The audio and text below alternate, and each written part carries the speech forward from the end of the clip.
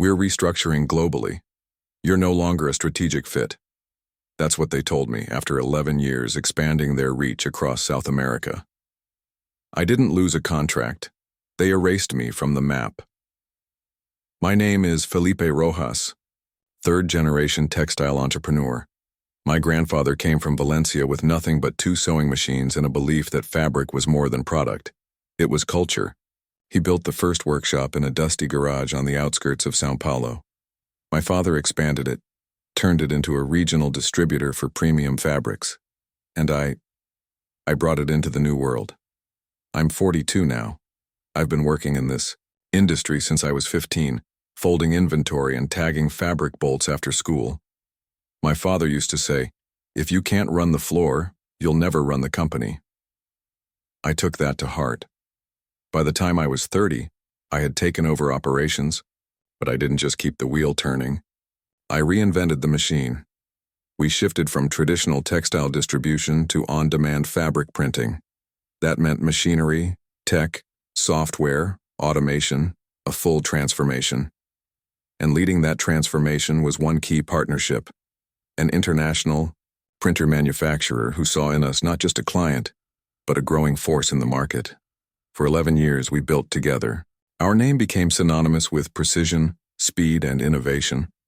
We were the reference in custom fabric solutions for fashion brands, upholstery suppliers, interior design firms, you name it. And it wasn't just business for me, it was identity. Hired carefully. Trained people like family. Turned operators into specialists. Built a team that could look a luxury designer in the eye and say, we can do that. Better. Faster. I missed birthdays. Skipped vacations. Signed guarantees with my personal assets to finance upgrades. I watched machines run through the night while I sat with coffee and spreadsheets making sure every order went out clean. People said I was obsessed. They weren't wrong. But what they didn't see was the weight of that last name. The responsibility of not letting my grandfather's legacy turn into a memory. And just when we were scaling into Argentina, closing our biggest retail licensing deal yet, I got the call. No meeting, no negotiation, just a decision already made. That's where everything broke. The company started with fabric, rolls and rolls of raw cotton, linen, and viscose, stacked in the old warehouse that still smells like dust and dye. For decades, we sold to clothing manufacturers, upholstery shops, uniform makers. It was reliable, consistent, but stagnant. I knew the market was changing. People didn't want stock anymore. They wanted speed, personalization, small batches, fast turnaround. And the only way to survive wasn't volume, it was precision. So, we pivoted. We invested in digital textile printers, color calibration labs, design software integrations. We moved from selling fabric to selling solutions, from bulk orders to on-demand creation. It was risky. Half of our old clients didn't understand it. Some thought we were abandoning our roots. But within 3 years, our printing division became our biggest source of revenue, and the brand most competitors watched from a distance. At industry fairs, we weren't seen as resellers. We were seen as pioneers. And at the heart of that transformation, the machines, the technology, and the manufacturer who claimed to be in it for the long run. The first red flag didn't come with an announcement. It came with silence. Emails that used to get responses within the hour started taking days. Tech support lines that once answered on the first ring now bounced me between departments. Firmware updates came late, or not at all. Clients were asking for features our machines couldn't deliver, and I had no one to escalate the issue to. When I finally got someone on the phone, the answer was always the same. We're aligning with global strategy. That phrase became a wall. Behind it, I was invisible. And then, the letter arrived. 30 days. No extension. No transition plan. Our contract was terminated, in accordance with our restructuring policy. They didn't offer a replacement. They didn't ask for feedback. They just shut the door. The ripple effect was instant. Projects were frozen. Orders were canceled. Clients panicked. The team looked to me for answers, but I had none. Within 2 weeks, I had to let go of 14 employees. People I trained, people who had built this with me. I couldn't look some of them in the eye. Revenue dropped 52% in the first 90 days. We missed payroll. Our bank lines hit the limit. One supplier refused to deliver until we caught up on past invoices, and through it all, the silence from our former partner remained, but I started hearing rumors. Another distributor in the South had picked up where we left off. Smaller operation, lower costs, no legacy. They were the new strategic fit. It hit me hard, not because they moved on, but because they'd always planned to. We weren't too small. We were too experienced, too expensive to manipulate, and so they found someone else. Someone cheaper, quieter, hungrier. They thought that would be the end of us. It was just the beginning. I didn't call them, didn't beg, didn't write long emails trying to fix what they had already decided to destroy. They expected noise, drama, a meltdown. They got silence. While they moved forward with their shiny new partner, I went back to the floor, cleaned dust off machines, talked to clients personally, told them the truth, not as an excuse but as a commitment. Some stayed, most left, and I understood. We weren't competitive anymore. Our printers were outdated within a month. Suppliers tightened credit. My phone barely rang. But one night, while reviewing rejected quotes and checking failed credit lines, I came across a contact I hadn't spoken to in years, a technical director from a smaller European manufacturer. We'd met once at a trade fair in Frankfurt. Back then we were too big for them. Now, we were desperate. I sent a message, not a pitch, just an update. He replied in under an hour. "We've been following your journey. Let's talk." It wasn't a miracle. It was an open hand when all others had turned away. I didn't tell anyone yet, not my staff, not even my father. Because when you've been burned at the highest level, you learn. Comebacks don't start with noise. They start with silence. The first call with them lasted 18 minutes. They didn't try to sell me anything. They asked what I needed and what I had learned. By the end of the week, I was on a plane to Barcelona. The company was smaller, yes, but sharper, agile, focused on textile innovation instead of shareholder charts.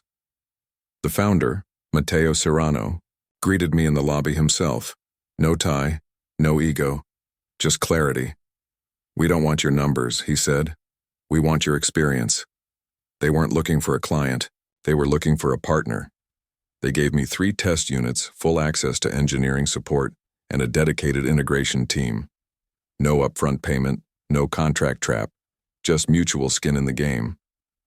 I flew back with a sense I hadn't felt in months. Control. Within 45 days, we had the first prototype in full production. The output was 20% faster. The ink cost was 17% lower. And the clients we hadn't even tried to win back and started calling us.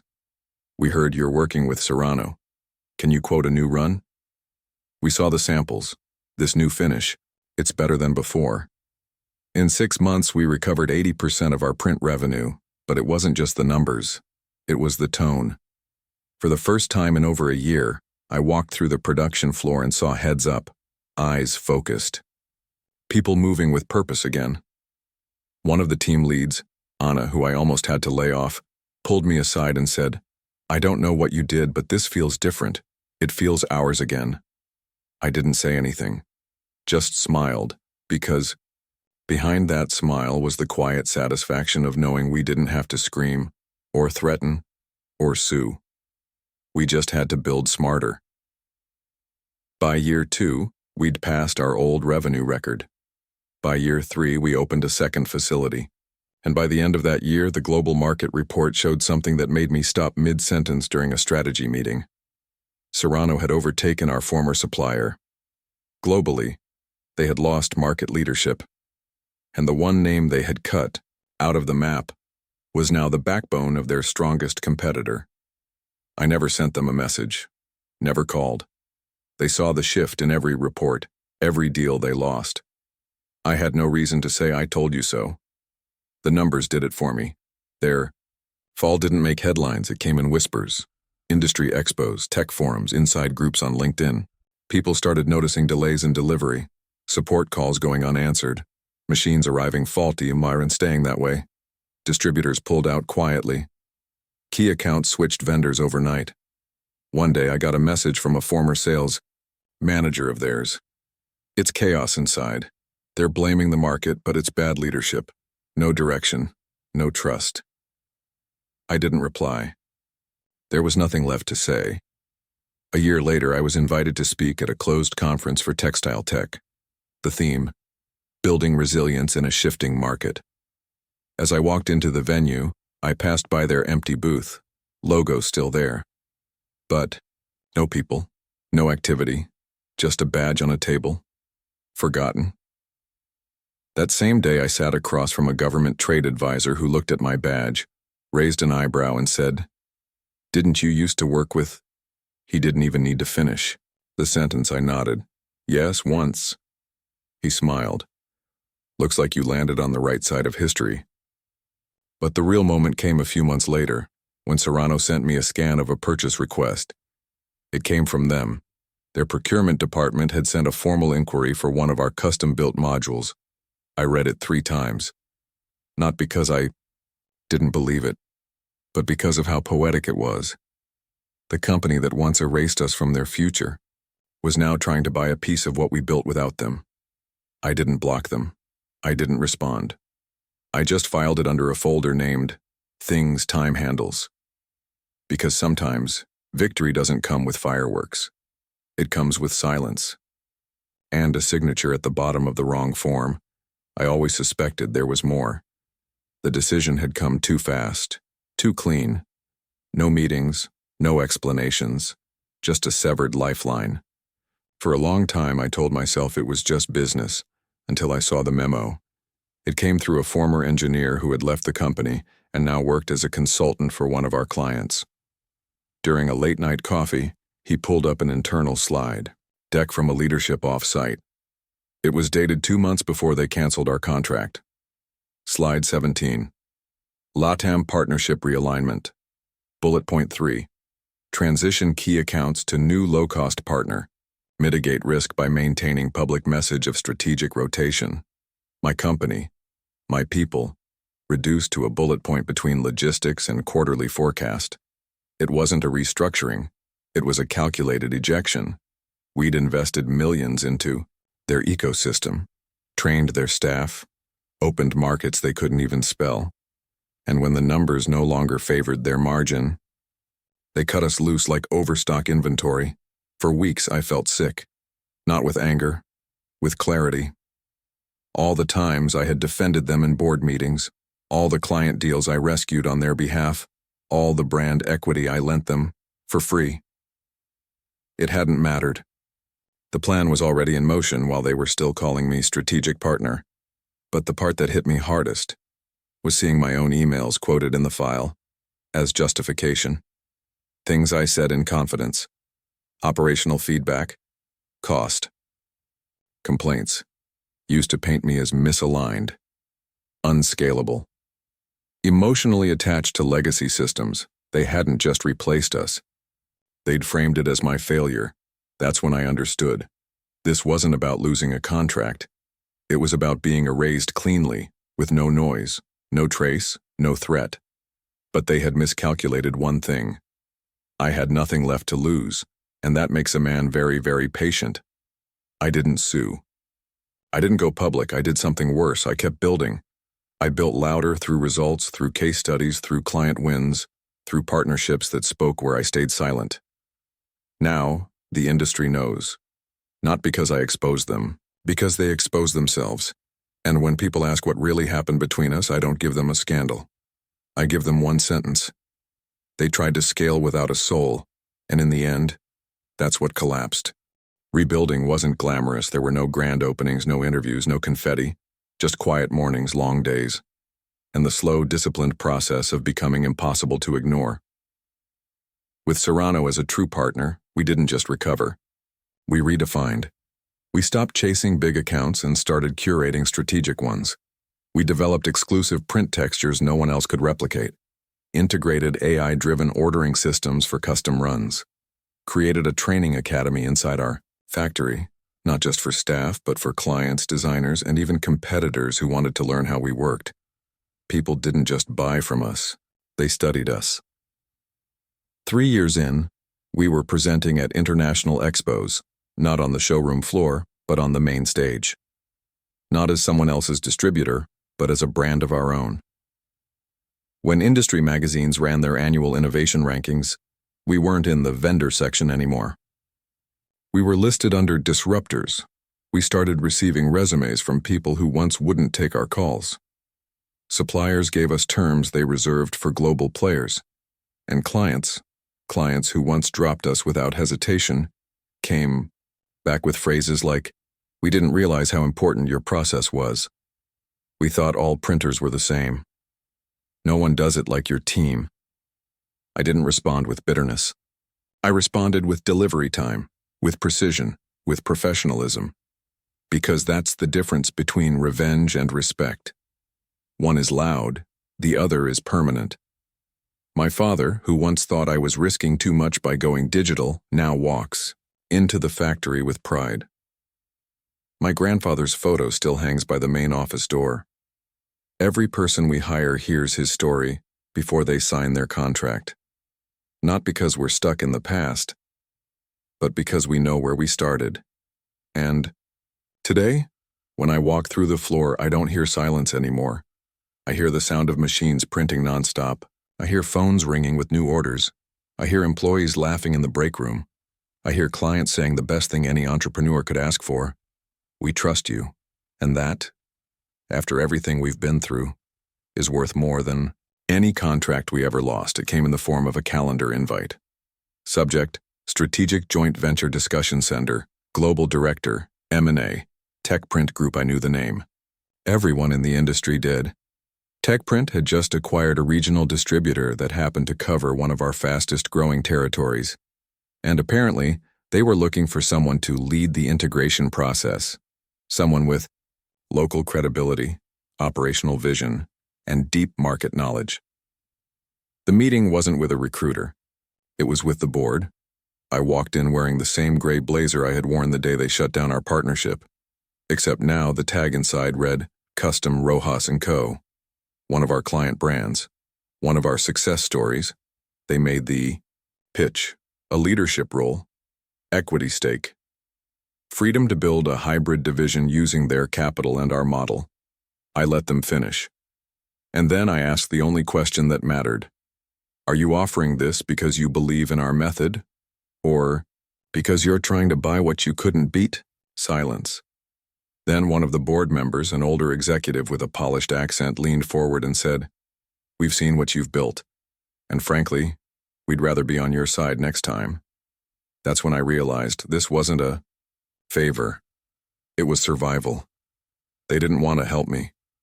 They wanted to not compete with me. I said I'd think about it. And I did. For 2 weeks. But when I replied, it wasn't with a yes or no. It was with a list. We keep our name. We keep our people. Our tech stays in-house. We lead the culture. We don't compromise quality for scale. I don't answer to a boardroom. I sit in it. I hit send. And waited. 24. Hours later, they agreed. All of it. It wasn't about power. It was about position. I wasn't joining them. They were stepping into my system. And for the first time in my career, I wasn't building on someone else's foundation. I was setting the rules on land they once tried to bulldoze. There was no announcement, no press release, just a name on the attendee list for a closed-door industry roundtable hosted by TechPrint Group. And when I walked through the main lobby of their São Paulo headquarters, the same building where a junior assistant once handed me a termination letter, no one questioned me. Because this time I had a badge that said Board Advisor Innovation Strategy. I didn't need a title. But I wore it for the symbolism. The room was full of faces I'd known for years. Some avoided my eyes. Some nodded, awkwardly. Others smiled with that same polished diplomacy they once used to explain why our partnership had ended. I just listened. Let them speak. Let them pitch. When it was my turn, I laid out our integrated proposal, a streamlined production model that used automation and creative modularity, rooted in what we'd built at Serrano, but optimized for scale. No arrogance, no sales tone, just clarity. One of the execs asked, "How long would implementation take?" I looked around the room, paused for a second, and said, "If you follow our method, 6 months. If you fight it, you'll be here asking me again next year." Silence. Then pens started moving. After the session, as I walked through the corridor, I passed by the glass conference room where they'd once met to decide my exit. The chairs were still the same. Only this time the decision was mine. I didn't feel triumph, just peace. Because true victory isn't loud. It doesn't need revenge speeches or cold stares. It's being invited back to the same room that tried to erase you, not to participate, but to lead. And when you do it right, no one even remembers the day you were pushed out. They just remember how different everything felt once you returned. It's not about contracts anymore. It's about people. The same way my grandfather taught my father to value craft over speed, I now teach my team to value process over noise. We created an internal school, a space where young designers, machine operators, and even ex-rivals come to learn what we do and why we do it. We don't teach software, we teach judgment. We teach when not to take a deal, when to walk away, when to keep building, even when no one is watching. I no longer fear disruption. I create it. And every now and then when I walk through the factory floor and see a new intern hunched over a sample, adjusting the print head like it's sacred, I remember how far we've come. Legacy isn't having your name on a building. Legacy is when you leave the room and the system keeps running. Not because they fear you, but because they believe in what you built. They erased my name from a spreadsheet. Thought that would be enough to erase my story. But paper contracts fade. What you build, with people, with truth, with time, doesn't. Real value doesn't need to shout. It just stands there, quietly, while the noise burns out around it.